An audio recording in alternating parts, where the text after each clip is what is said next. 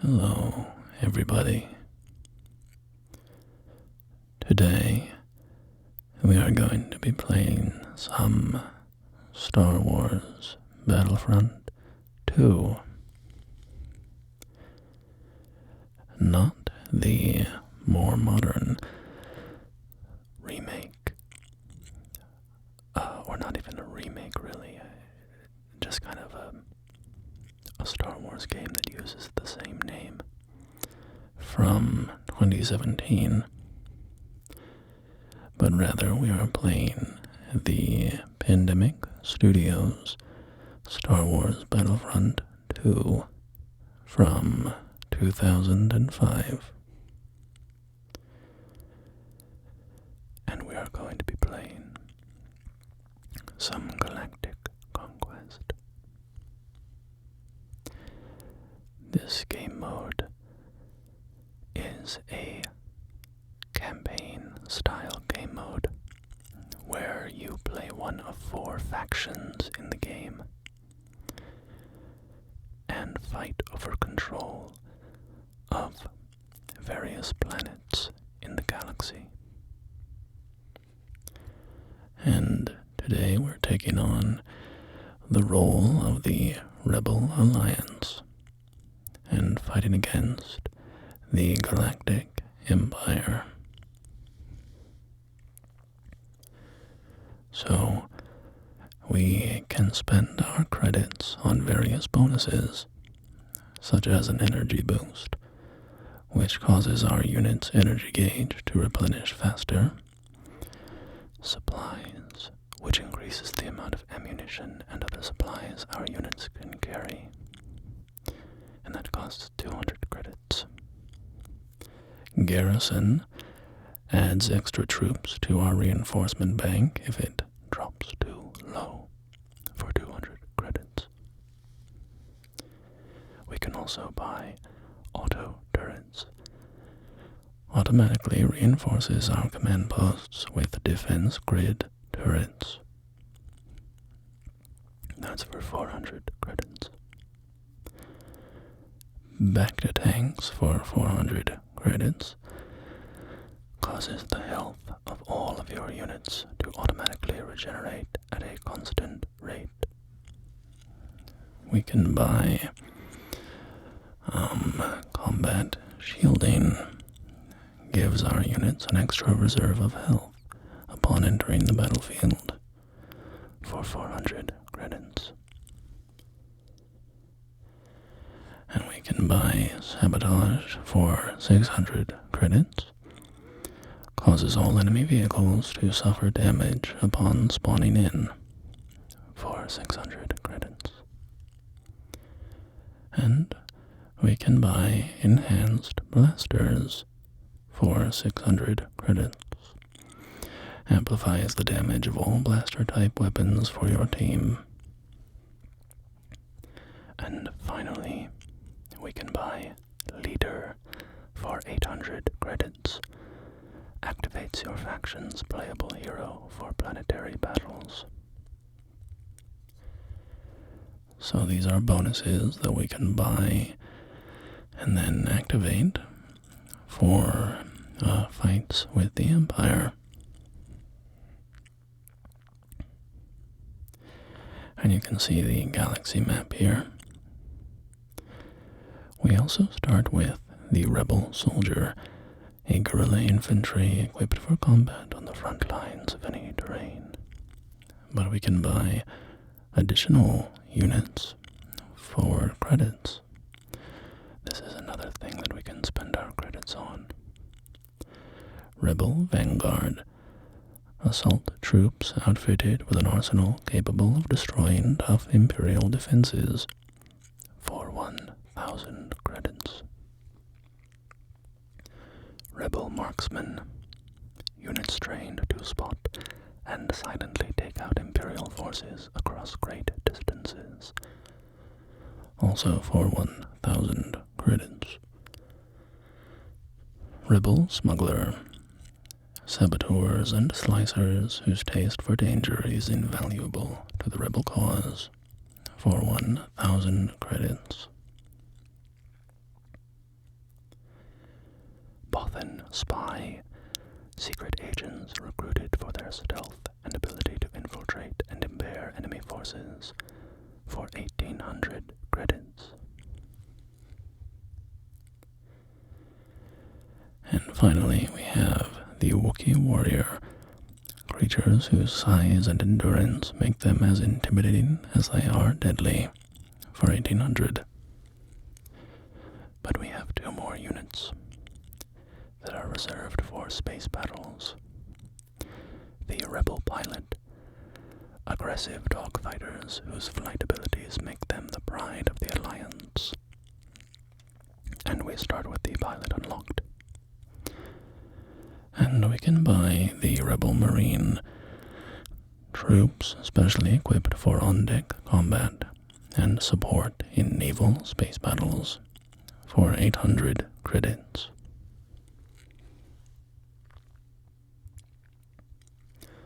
So what's cool about this game mode is that you will only have your basic unit at the start, but as you unlock additional units, you will start to see those unlocked units fighting alongside you in the battles. So you start kind of funneled into one path, but your army develops in strength as you play along.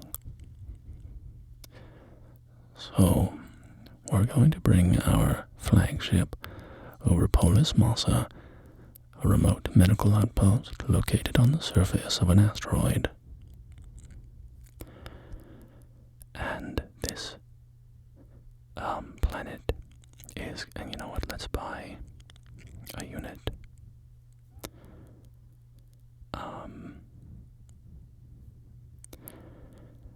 I think we'll get the Rebel Vanguard. Should be helpful with taking out enemy vehicles.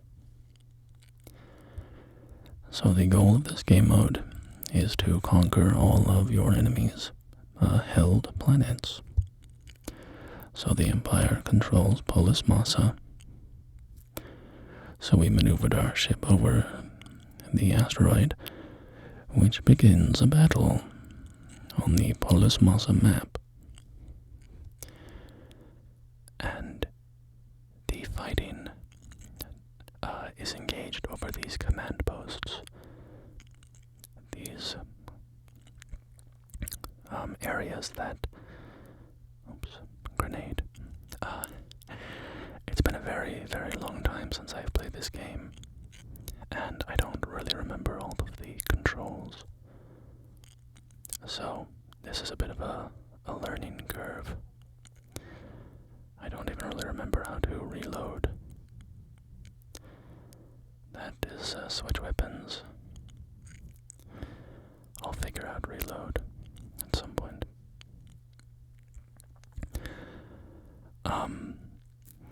Yeah, so the objective of this game mode is primarily to capture all of the command posts on the map. And once you hold all the command posts for, I think, about 20 seconds, you win the match.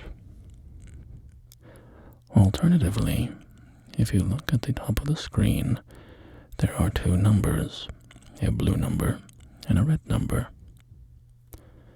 The blue number is our reinforcement count, and the red number is the reinforcement count of the Empire. If one of those numbers drops to 0, that team immediately loses.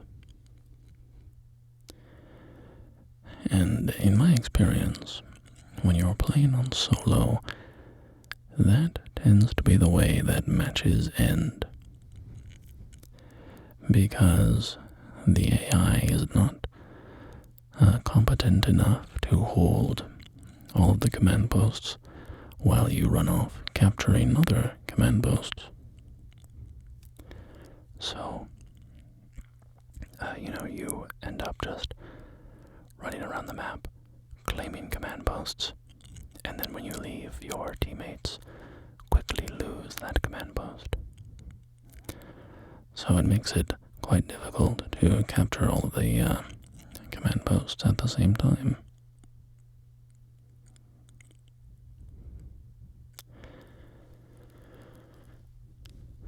And this game has has a lot of cool features. One cool feature is it's kind of like kill streaks in a Call of Duty game or something, where if you accomplish certain tasks in a single life, you gain certain benefits for the rest of that life. So, for instance, if you get a certain number of kills with, I thought that was an ally, because they were driving one of our ships, but apparently not. Oh, and we've got enemies all over.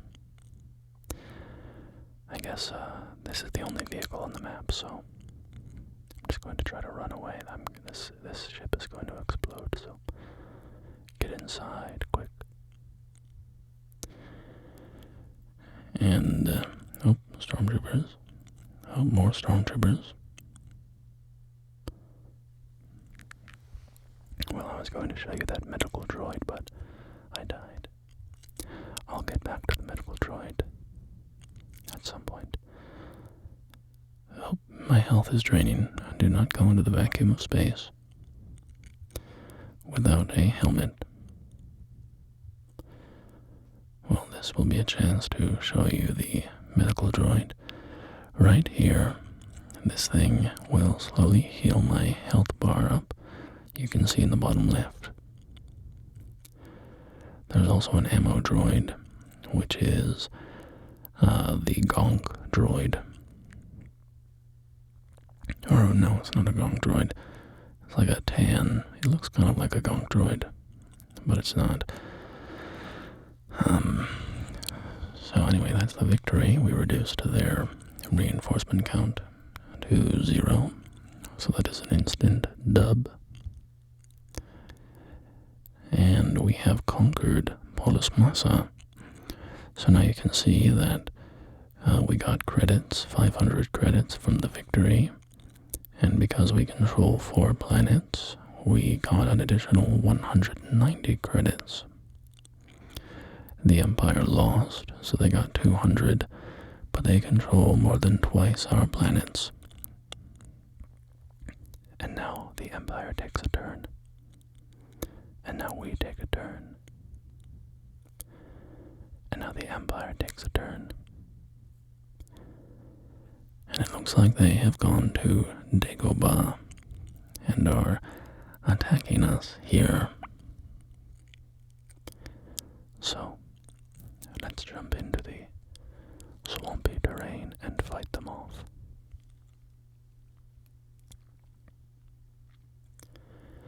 I still don't know how to reload, by the way.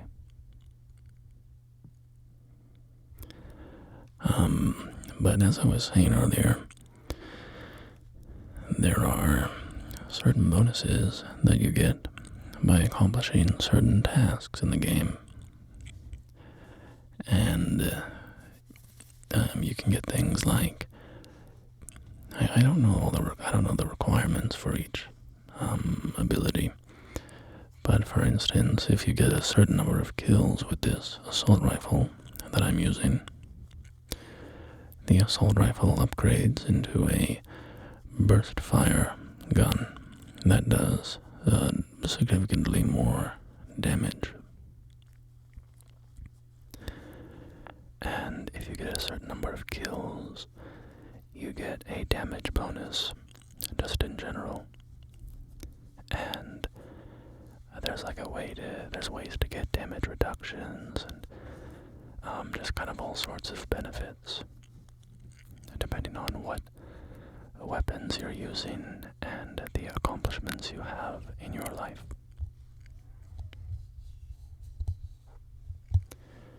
So, Galactic Conquest is it's a great game mode. in some respects. I think a lot of people look back on it very fondly, and so do I, because I did spend a lot of time playing this game mode when I played this game when I was younger. But I will say it has some limitations, some downsides.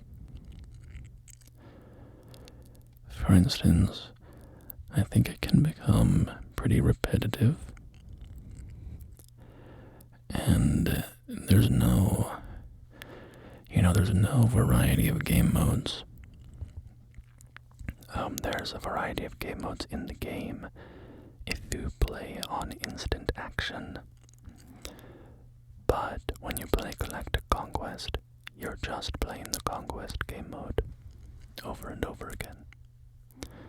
And I think it would be fun if they had some more game modes mixed in.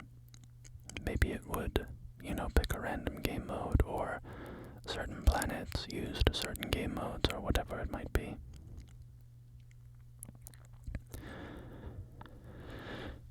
And it also has a repetitive effect. For instance, when you hem in the enemy, you often end up fighting on the same planet over and over again. Because if you blow up their ship, they get to rebuild their ship next turn. And my recollection is that what would often happen is they would build their ship and then just kind of go, to this one planet. And you would fight them off. And then they would try to go back to that planet. You would fight them off, and so on and so on. But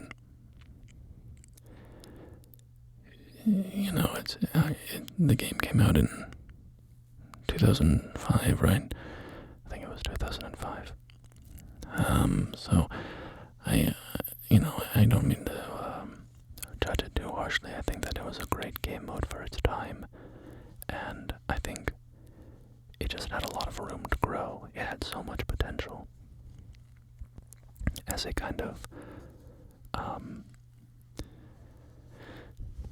imagine this sort of procedurally generated Star Wars Galactic Conquest campaign mode where it kind of played out differently each time, and the setup of the galaxy was different each time, which planets were ruled by which factions, and blah blah blah.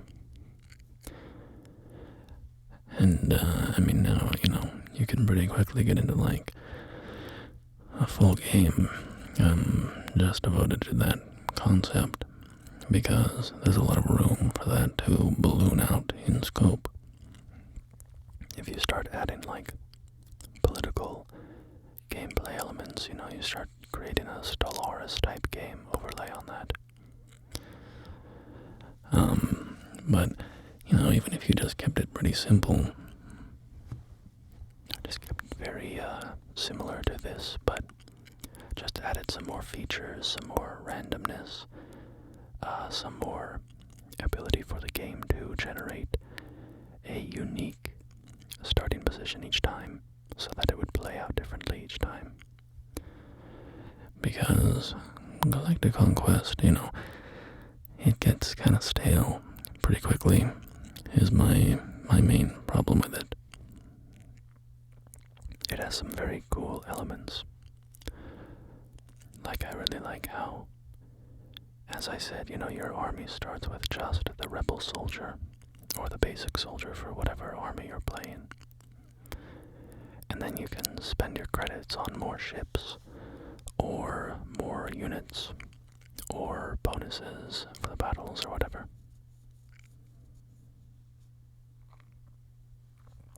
So we blew up that Star Destroyer.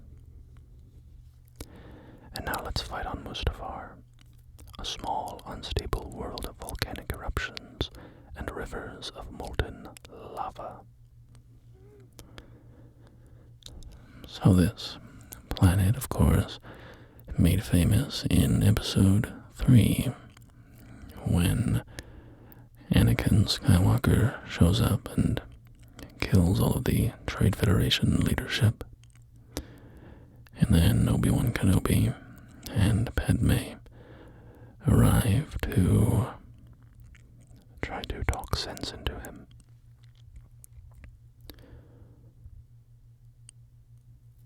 So we can take this command post.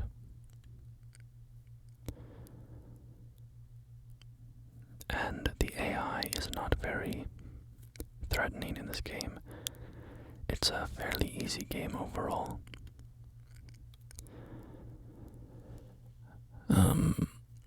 Okay, I just gotta check where's reload? Reload is down on the D-pad. Okay. Yep, there we go. Also, I forgot that you could order people to follow you.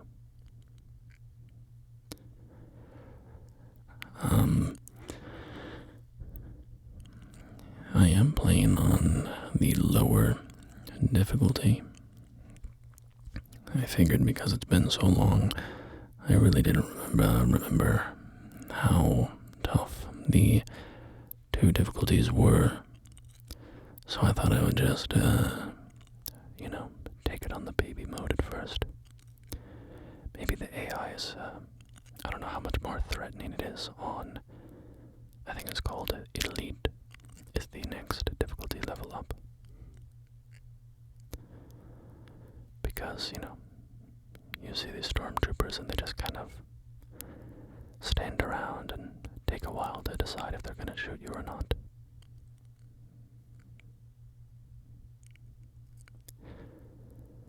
So, enemies drop packs, little pickups for health or ammo.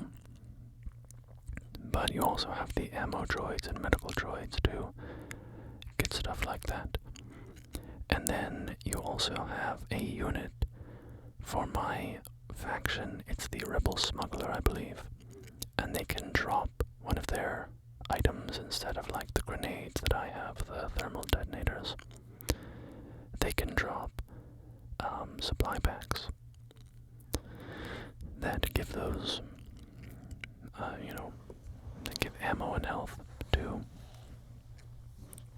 their teammates. Something funny about the follow order is how my AI companion is just tethered to me like that. He's like input matching everything I do. We can get separated a little bit like that, but when he's in sync with me, it's like we're moving with the same control inputs.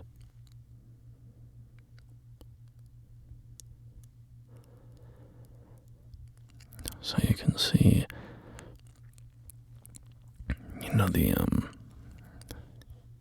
like if you look at the reinforcements, it's a pretty lopsided fight right now.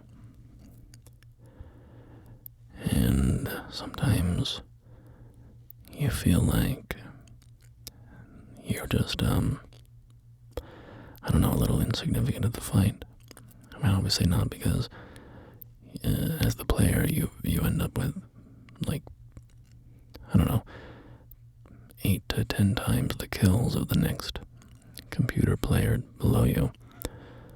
But sometimes it feels like your team was going to steamroll the enemy with or without you.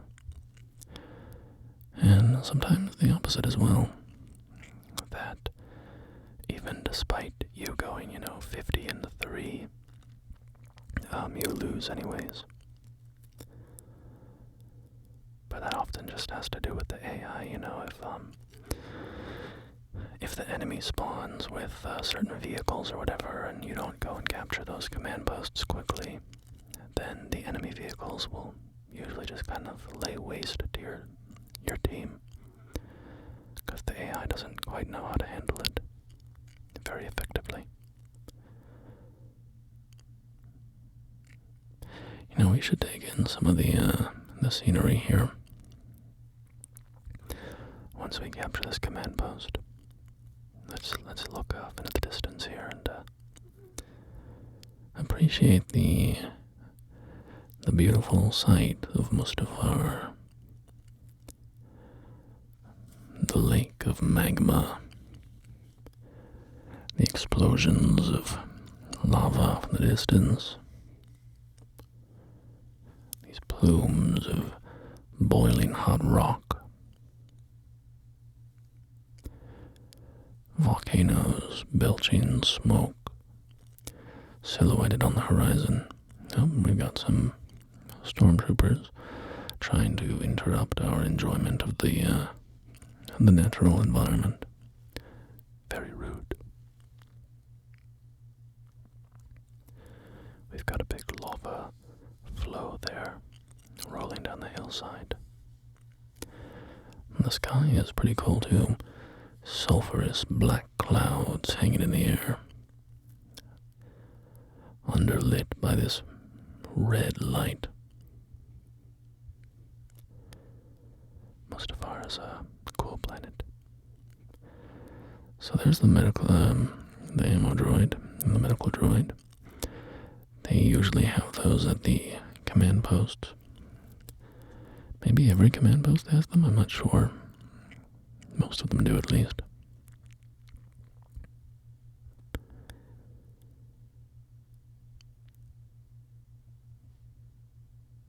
Yeah, I'm curious. I'd like to load this up again, actually, and play again on Elite mode and see what the AI is like. See how much the AI changes. If at all, or if it's just a matter of, health and damage numbers being tweaked. I don't know. This game also has one of my favorite Star Wars video game features ever made, and that is the space battle. The space battle. We will have a space battle at some point, I'm sure. It happens when you... Oh, there we have our victory.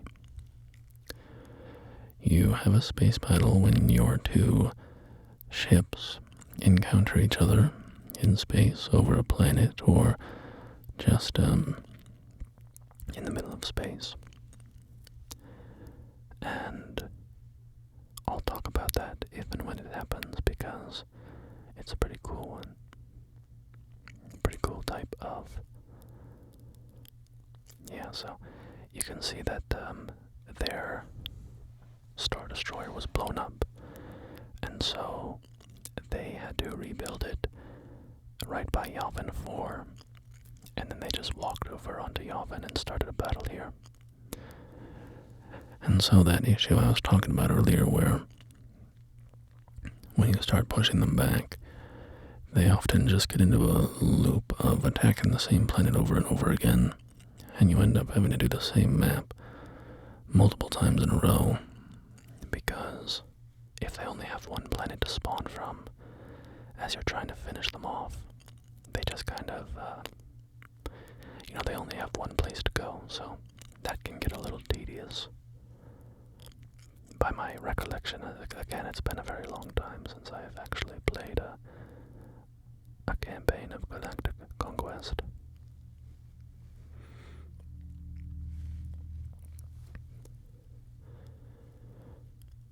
Man, can you imagine, though, how cool a procedurally generated Galactic Civil War game would be? Sort of a whole game-sized version of Galactic Conquest. That would go pretty hard, in my opinion.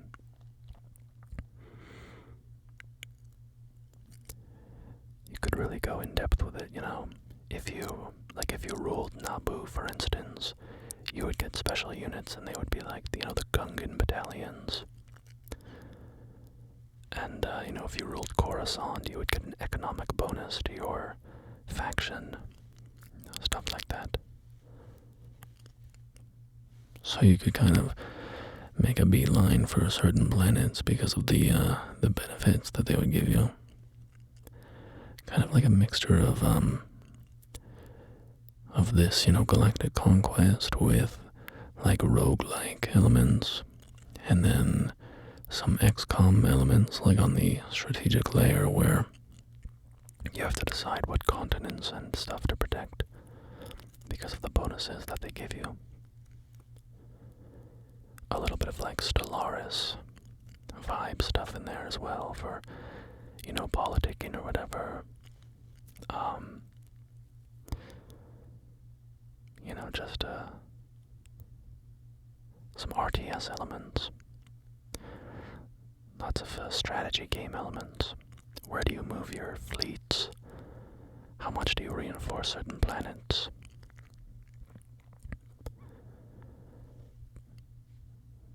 I just think that would be pretty cool. A Star Wars themed grand strategy game. Where you also got to go down and engage in, the first-person battles yourself. There was a game, Lord of the Rings Conquest, maybe? Something like that. It was an RTS game. And it was a really, really good RTS game. I'm just going to kind of creep around this bridge wall and avoid fighting that vehicle.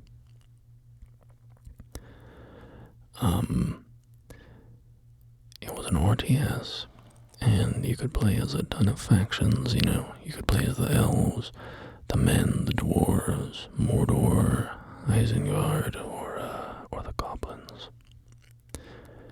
And it had a game mode called The War of the Ring. And it was a map of Middle-earth. And your faction started in one place, and the enemy faction started somewhere else. And you would fight for control of Middle-earth. And you could build certain buildings in the various territories to provide you additional bonuses. And then, if you were fought in that territory, you would start with those buildings. So they provided bonuses on the strategic layer, but also, if you actually had to fight there, they would provide tactical bonuses as well, because they would be present in the battle phase. And you could move your armies around and have your heroes commanding armies, and you could determine the exact type of your army. And so each battle would be like a regular RTS game, but each side would start with the resources that they had in that region, whether it be their army or their buildings or what have you. That was a really, really fun game mode. Probably my favorite RTS game mode or RTS experience ever, I would say. RTS, by the way, stands for real-time strategy. It's games like Age of Empires, where you have a sort of bird's eye view of the battlefield, and you control what buildings to build, what units to make, and stuff like that, but you're not engaging in one-on-one combat yourself. You're sort of commanding your armies. There was a pretty good Star Wars RTS game. 2 of them, in fact. Probably more, but the other one I remember is Star Wars Galactic Battlegrounds. I believe it was called Star Wars Galactic Battlegrounds. And it was an RTS where you could play as all of the various factions from Star Wars, and they had a campaign mode for each of the factions. So you could play as like the Trade Federation invading Naboo, or the Rebel Alliance, or blah blah blah. They had a ton of factions in the game. You could play as the Gungan faction, the Wookiee faction, and so on. It was pretty much an Age of Empires clone, but Star Wars themed. Which, was good enough for me. So you can see here, we're in a bit of a tight spot. I have 2 reinforcements left on my team, and the enemy has 6, and controls all of the command posts. So I suspect that what's happening is there's at least one stormtrooper in a vehicle somewhere, and I don't want to deal with that, because they're, pretty tough when they're in a vehicle, and I am not a character class that can deal with that very easily, and they're pretty threatening. So what I'm planning on doing is just slowly but surely taking over all of the command posts and winning that way. I also have one more friend on my team somewhere.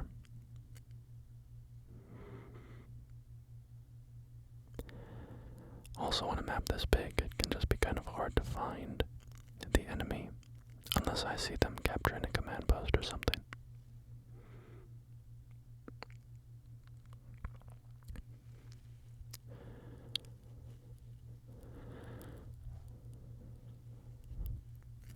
So,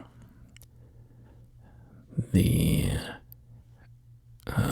Star Wars Battlefront games, there were 2 of them, and Star Wars Battlefront 3 was this kind of, I don't know, at this point it's this almost mythical game, because it was much anticipated and just never got released, but was in development and got cancelled. And so the Star Wars Battlefront fans were weeping for many years. But then in, I believe it was 2015, Star Wars Battlefront, wait, or was it 2017? Was it 2015? I think it was 2015, and then 2017 was when the sequel came out. Yeah, that sounds right. 2015, Star Wars Battlefront released. You might ask yourself, well, wait, wasn't Star Wars Battlefront? If this is Star Wars Battlefront 2, wasn't Star Wars Battlefront the game that came before this? And, well, yes, but in this modern age, video game makers and movie makers and stuff like to just use old titles without adding a sequel number or a subtitle or anything like that. They're just straight up reusing the old names. So in this case, Star Wars Battlefront was a successor to these games. Star Wars Battlefront, parentheses, 2015, was a successor to this game. And it was, I think it was kind of controversial. I feel like some people had, if I'm remembering correctly, it was pretty well maligned for a lack of content. And I think that was, true. It's definitely true. But I will say, oh, also look at that, that's the Death Star right there. We're on Yavin, so I've got all these consoles that kind of appear in the movie.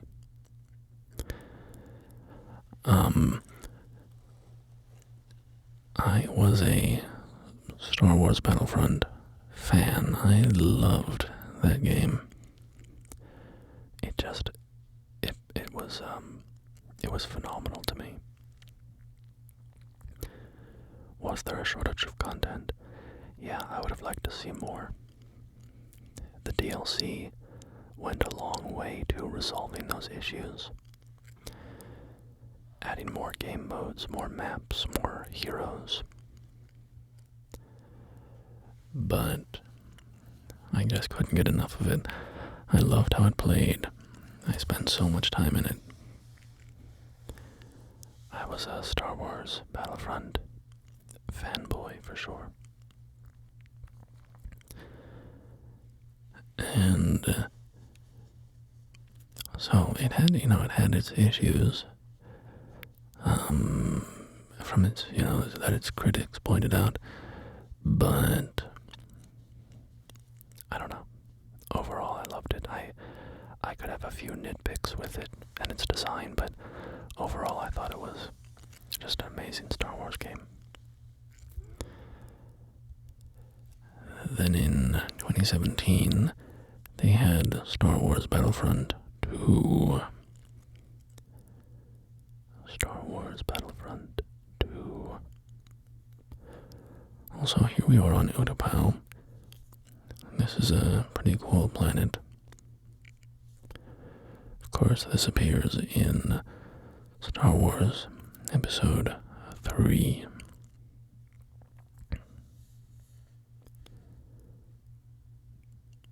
And in the Clone Wars.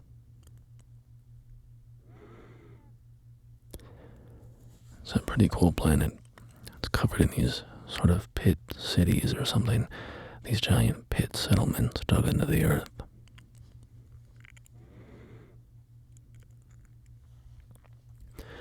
And when Star Wars Battlefront 2 came out, it had, I would say, a significantly worse launch than the first Star Wars Battlefront, this is where the names get so confusing. Not the first Star Wars Battlefront, but the first of the EA developed Battlefronts. So, Battlefront 2015. Battlefront 2 had a terrible launch.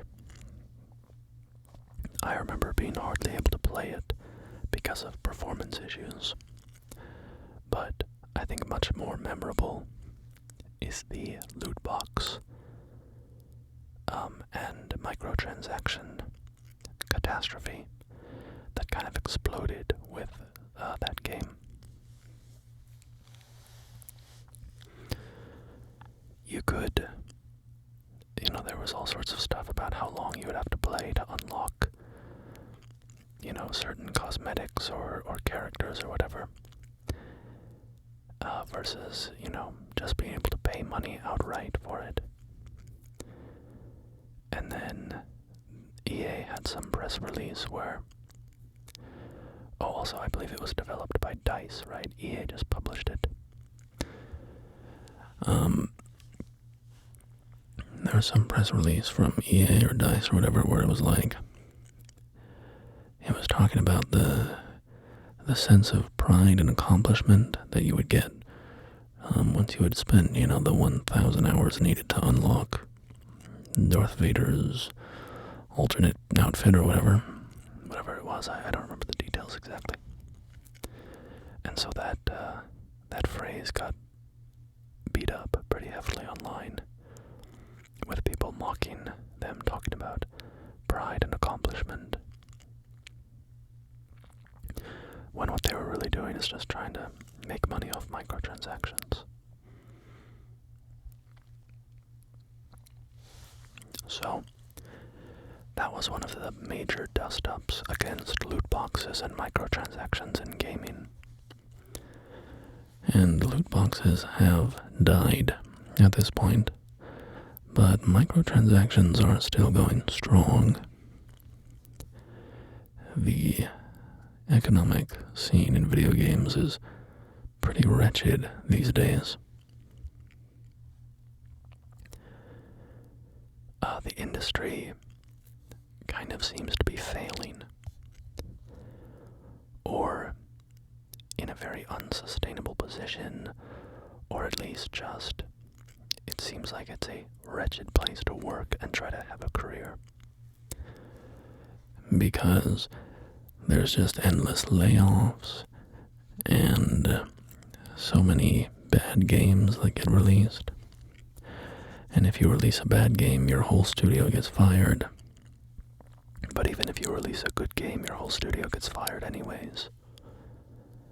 And studios get shut down, and they get acquired by Microsoft or, Sony or whatever. And then they get shut down. And blah, blah, blah. The video game industry is in a pretty bad place. And, that's not even to address the microtransactions, which are still going strong. I mean, if you look at, I played a little bit of the most recent Call of Duty, Black Ops 6,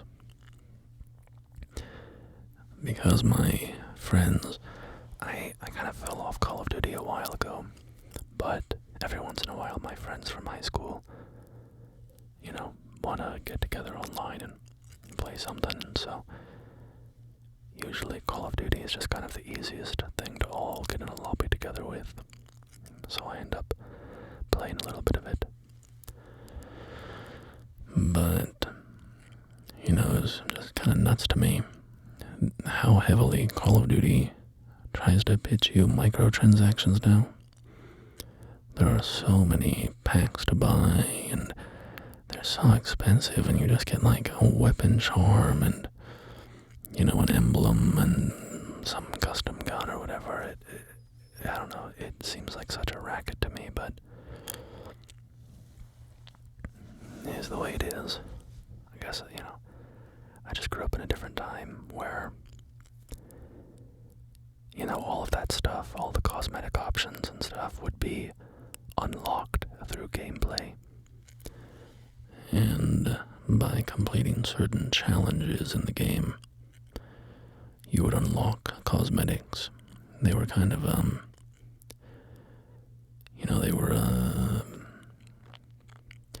they were a sign of something that you had accomplished. And so people would see you wearing a certain outfit or using a certain weapon, and they would, it would make them think, whoa, like that guy completed that really hard challenge or whatever. That's kind of more what I associate cosmetics with. Let's try out the Wookiee warrior. He's got a recon droid, thermal detonators, a bowcaster, and a grenade launcher. And I think he has a lot of health too.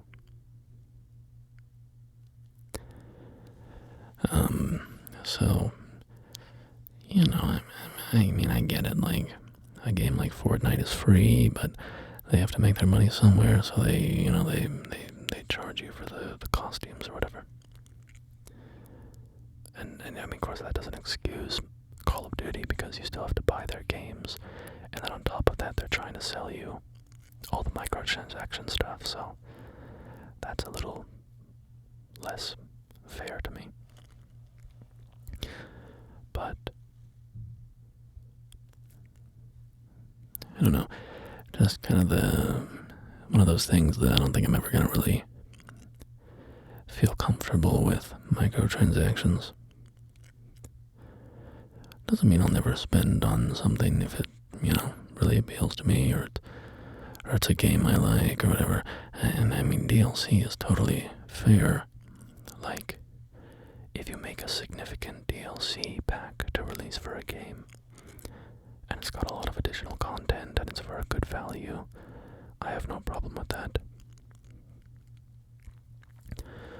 But when I think of that, I'm usually thinking of like, something like the Shivering Isles in The Elder Scrolls Oblivion, like additional gameplay Not just, oh, it's another hat for your character or whatever, and you can spend $8 for it.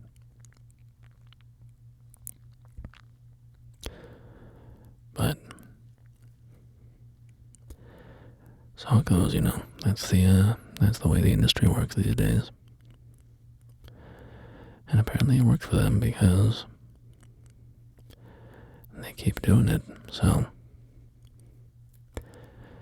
you know, people have been talking about voting with their wallets for 15 years at this point, easy, probably more. And people just don't seem to do it, so unless the companies feel it in their pockets, they're not going to change anything, and it doesn't seem to me that the consumer willpower is actually there to do anything about it.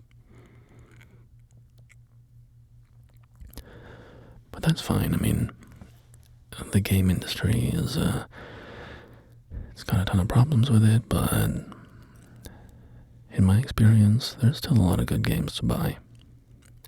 There's a lot of horrible games out there, but if you look, there's also more than enough games to fill up my time, personally.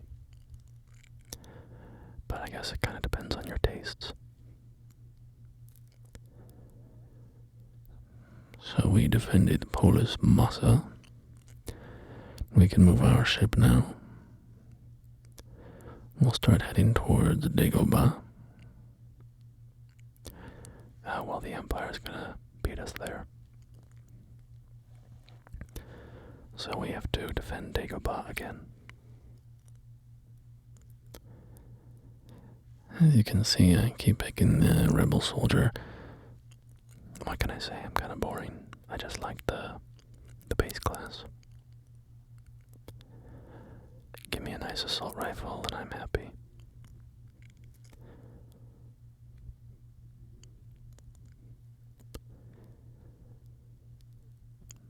Yeah, a modern variant of Galactic Conquest would be very welcome to me.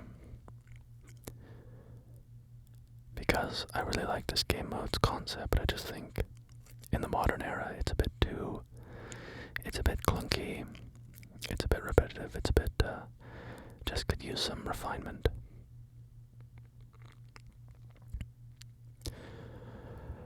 Oh yeah, back to Battlefront 2, 2017. After all the backlash, they ended up taking out the loot boxes. There's still microtransactions in the game. You can just buy all of the cosmetics and whatever. One thing that I didn't like about that game was you had to, like, upgrade your hero's abilities and your character's abilities. And so a new player would be at a significant mechanical disadvantage compared to a player who's been playing for a while. I like in a game like Call of Duty or whatever, I mean, I guess in Call of Duty, you know, somebody with attachments is better than somebody without attachments, but generally, in a multiplayer game, I like when, you know, you have to level up and there has to be a sense of progression, but I like when those level ups are usually sort of lateral moves.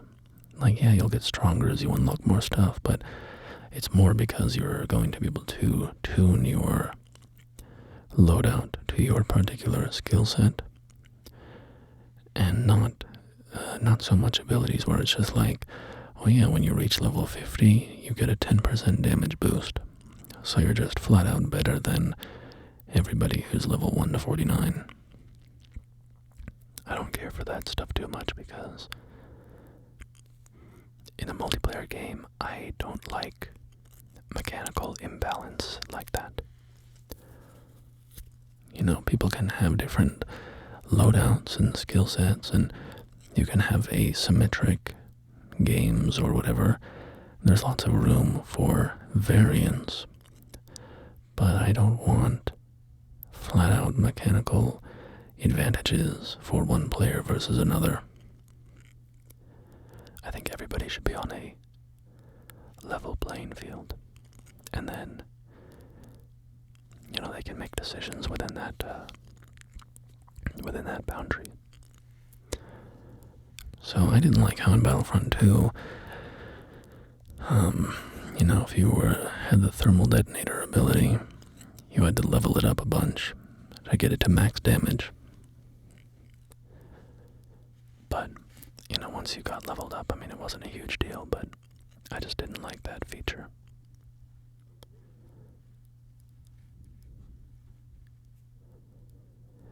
I think there was a similar thing with Titanfall 2, maybe. No, I had a different issue with Titanfall 2. That was a different thing. Titanfall's a great game, by the way. That's a classic. So, yeah, Battlefront 2, they ditched the loot boxes, but now you could just buy everything with their, premium currency, but of course you can buy by just putting in your credit card number. So I think the general opinion on Battlefront 2 has increased substantially. I think people ended up in a more positive place with it. I played it with my friends years after release because one of my friends was really into it and was insisting, how much better it was than at launch. So I did play it again, and it was much better than at launch, I will say, but I don't know, I just didn't care for that one too much. It just made me want to go back and play the one from 2015. Because that was my beloved.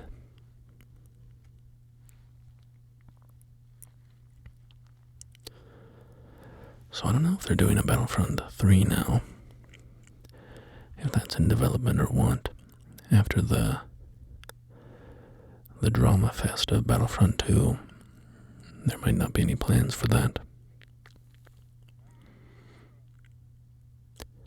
I don't know if there's any Star Wars games coming out in the near future.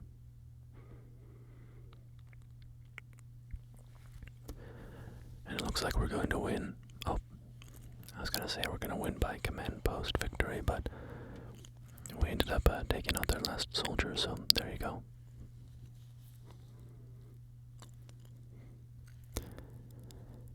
And I think we will be getting a space battle here. Oh, I should buy somebody else. Let's buy the Bothan Spy. And the Rebel Smuggler. And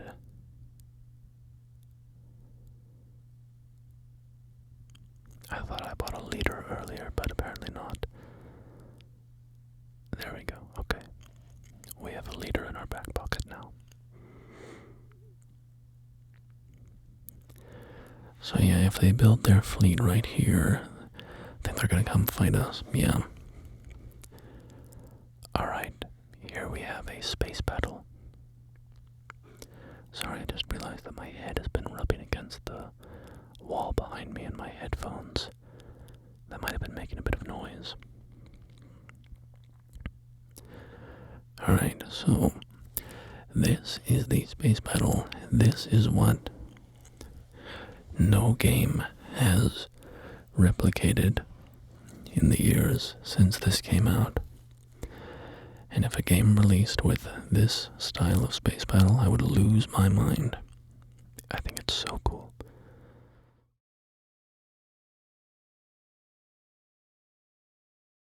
So you can see that we spawned in the hangar of our flagship. Also, I am losing my mind. I do not know how to fly this. I do not know how to fly. I'm trying to figure this out.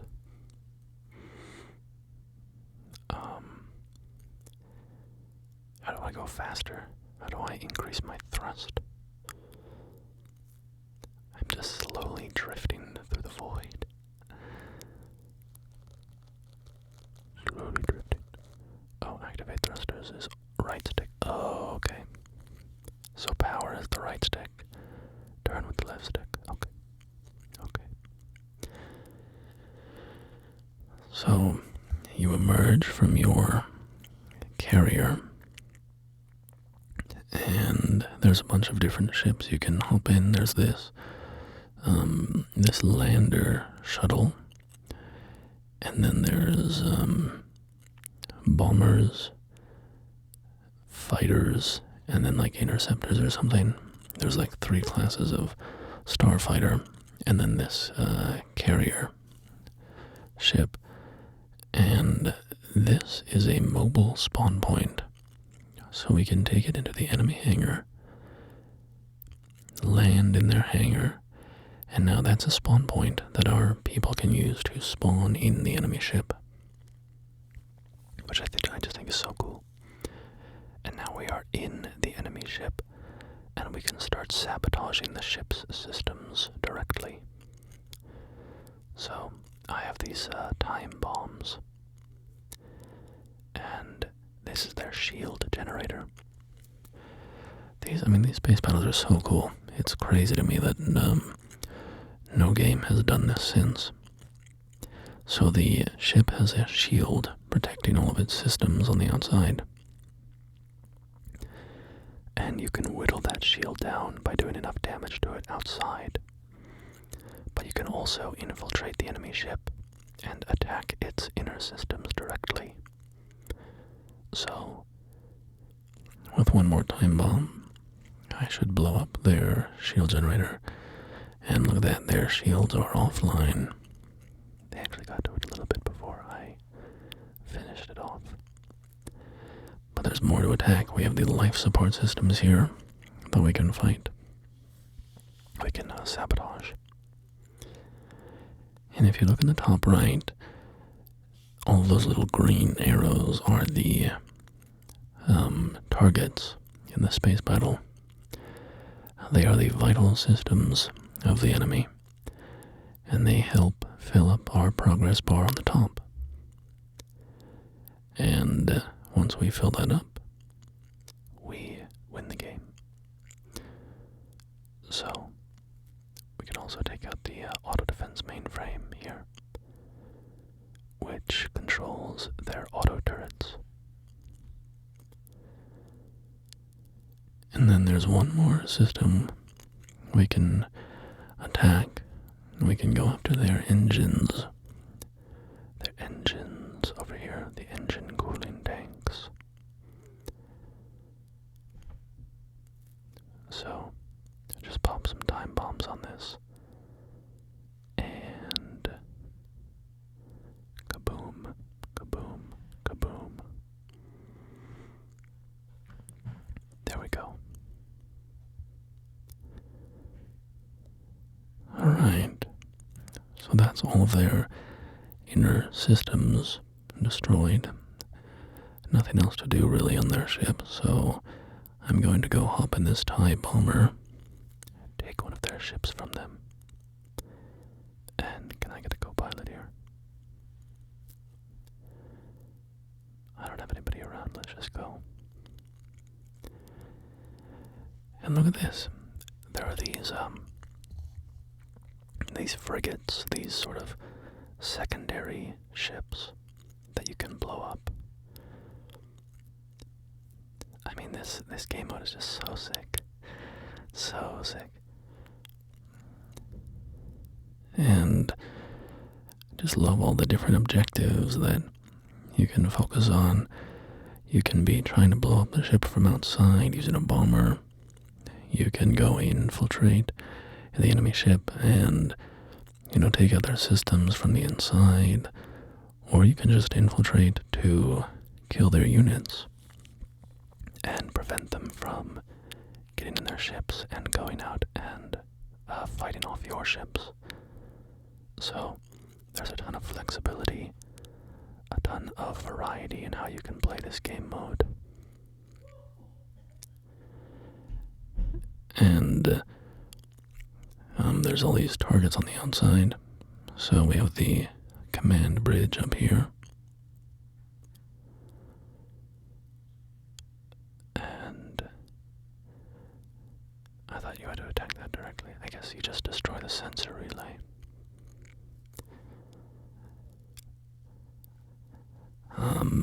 But yeah, this would be so sick if it were modernized. Because, I mean, again, as much as I love this game mode, like,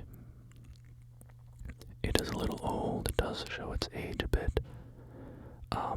It could use some more variety, some more spice. The interior of the ship could be bigger. Yada yada. There could be some more pizzazz. If they could make this in 2005, they could make a more pizzazzified version in 2025. But sadly, they've just never returned to this idea. They've just let it wither on the vine. There was, I was gonna say there's kind of a game mode like this in Battlefront 2, where you fight on the land and then you go fight on the ship. But it's not actually like similar at all. There's really no comparison to this space battle. There's no game mode quite like this, besides this game, that I've ever encountered.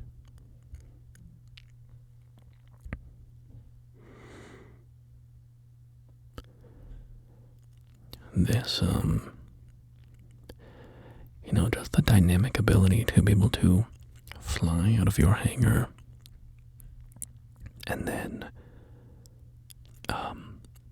zip out into space is so compelling. That's such a fun idea, being able to just go hop in the fighter and zip out. And you can go start dogfighting, or you can go infiltrate the enemy ship. I mean, it's so much, there's so much variety and excitement to that. But anyway, you get the idea. I love this game mode.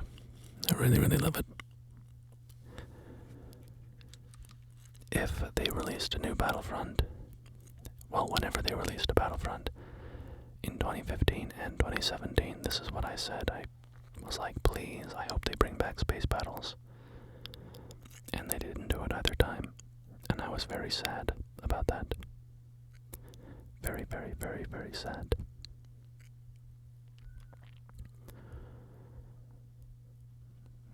So, let's go fight on Naboo. Let's try to take over Naboo. Take it from the Empire. We will attack.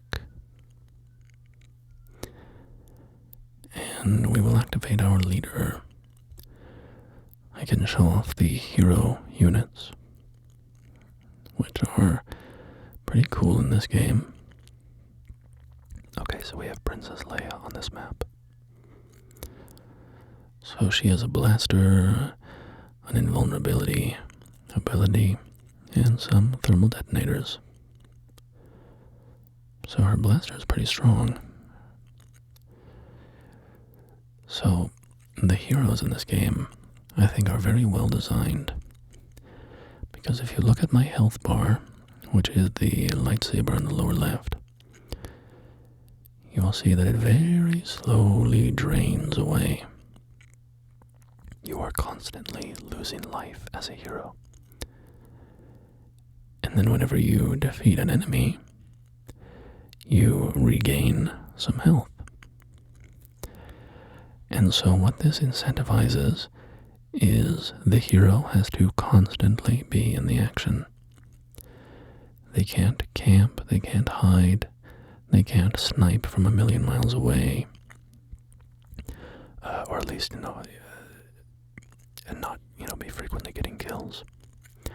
Because if you aren't constantly getting kills, your health is going to drain away, and you are going to die. And I think it's a brilliant design decision, because, I saw it a lot in the other Battlefront games, 2015 and 2017. You would see heroes who, because it was rare to be able to play as a hero, people would get very precious with it. They would get very protective. they would do everything they could to stay alive. And so they would play very defensively. They would hide in the base. They would take very few risks. And it would be very frustrating. Because not only were you preventing other people from playing as the hero, but you just weren't being a very dynamic, interesting player on your team. And so, I really like this system because it forces people who are playing heroes to get out in the action and make a difference on their team, you know? And I think that's a more interesting gameplay dynamic to have. To force the heroes to be in the mix, be present on the battlefield, be making a difference. So, I'm a big fan of the heroes in this game, how they're designed, at least in that respect. Otherwise, somebody like Leia here, she's pretty much just an upgraded soldier. Just a stronger gun and stronger abilities overall, but plays very similarly. And then of course you have the lightsaber heroes, and they play quite differently. You jump 1,000 feet in the air, and cross the map in a single bound. But just trying to keep finding and taking out the enemies here. Because as you can see, my health bar is getting a little low there. A little uncomfortably low. So I need to keep hunting down stormtroopers to regenerate it.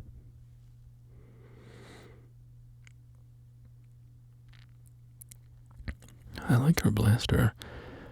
Shoots out this kind of single beam of energy. Does a lot of damage.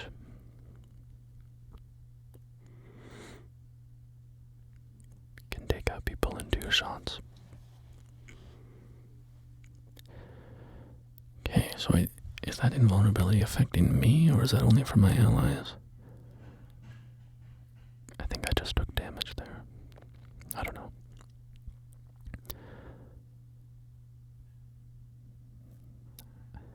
I don't know all the intricacies of how, the various abilities in this game work.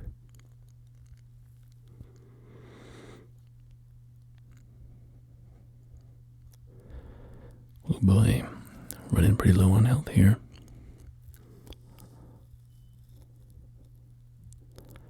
Somebody is in my kitchen. I'm going to wrap this video up, I guess, at the end of this. At the end of this mission. Oh, and the Empire had reinforcements, so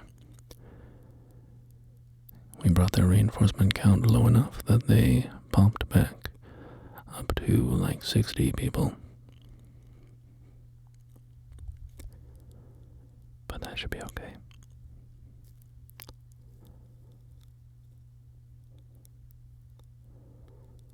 There we go. My health bar is very, very, very low. I don't think I'm going to be staying as Princess Leia much longer.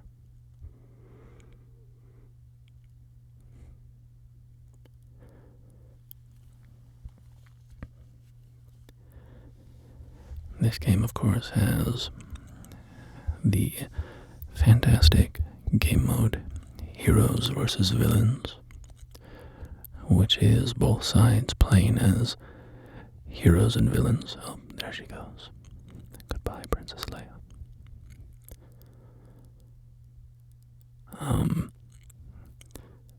In a deathmatch mode, it's a lot of fun. Although my experience with it was always that the lightsaber heroes were 1,000 times better than the gun heroes. So if you were using a blaster, you were pretty much gonna get cooked by, 5 Anakin Skywalkers running down on you and just slicing you to ribbons.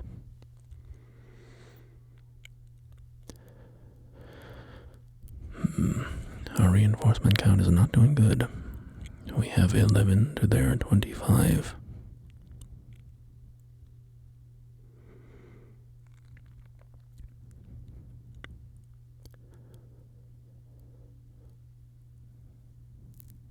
Might have to pull the rabbit out of a hat here.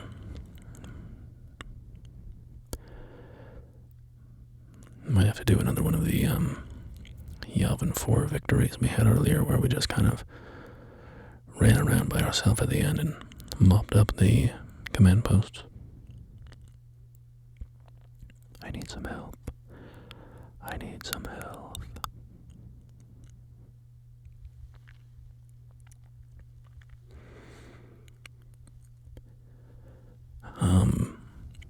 Let me know if we should finish this game of Galactic Conquest.